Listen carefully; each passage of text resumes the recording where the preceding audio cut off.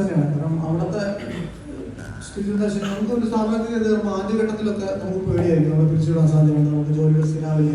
അപ്പോൾ ഇത് കുറച്ചൊക്കെ കഴിയുമ്പോഴേക്കും നമ്മൾ കംപ്ലൈൻസ് ഉണ്ടാവും, നമുക്ക് ഓക്കെ നമ്മൾ ഇനിയിപ്പോൾ പിരിച്ചുവിടുന്നാവില്ല, നമ്മൾ ഏറെക്കുറെ ഒരു ജോലി ചെയ്യുന്നുണ്ട്, ഒരു കുഴപ്പമില്ലാത്ത പ്രൊഡക്റ്റ് ഉണ്ട്.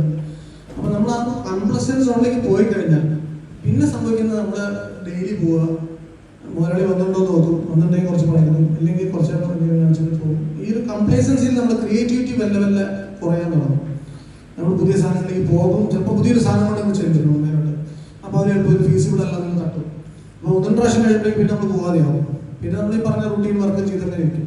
ഞാൻ ഒരു കംപ്ലേസൻസ് സോണിൽ എത്തിയിട്ട് 2 വർഷമായിരുന്നു. അപ്പം ഇനിയും ആ കംപ്ലേസൻസ് സോണിൽ ഇരുന്നാൽ ഒന്നും നടക്കില്ല എന്ന് മനസ്സിലായത്. പിന്നെ ചില സാധനങ്ങൾ നമ്മൾ ഐഡിയാസുമായി പറയുമ്പോൾ അവരുടെ അടുത്ത് ഫണ്ടില്ല, സ്കെയിലിൽ അത്രയും പറ്റില്ല എന്നത് പറയുന്നു. ഇപ്പം ഞാൻ ലാസ്റ്റ് ഇപ്പോൾ പ്രൊഡ്യൂസ് ചെയ്ത ഈ അനുപൻ സക്രിയ ഇന്റർവ്യൂ, അതിന് ഏകദേശം 1.5 ലക്ഷം രൂപ ചിലവുണ്ട്. ഏഷ്യാനെറ്റ് ന്യൂസിൽ പോയിട്ട് ഞാൻ 1.5 ലക്ഷം രൂപ ഒരു പ്രോഗ്രാം ചെയ്യാമെന്ന് ഞാൻ തരില്ല. അതേസമയം എനിക്ക് ഉറപ്പുണ്ടായിരുന്നു, ഞാൻ 1.5 ലക്ഷം രൂപ എടുത്ത് ഒരു പ്രോഗ്രാം പ്രൊഡ്യൂസ് ചെയ്ത് കഴിഞ്ഞാൽ അതെനിക്ക് വിൽക്കാനാവുമെന്ന് എനിക്ക് ഉറപ്പുണ്ടായിരുന്നു. അങ്ങനെയാണ് പാരഗൺ അത് സ്പോൺസർ ചെയ്യുന്നതും. അത് ഞാൻ ചെയ്ത് കഴിഞ്ഞ ശേഷമാണ് സ്പോൺസർ ചെയ്യുന്നത്. ഈ സാധനം കാണിച്ചു കൊടുത്തിട്ടാണ് ഞാൻ സ്പോൺസർ ചെയ്യിപ്പിക്കുന്നത്.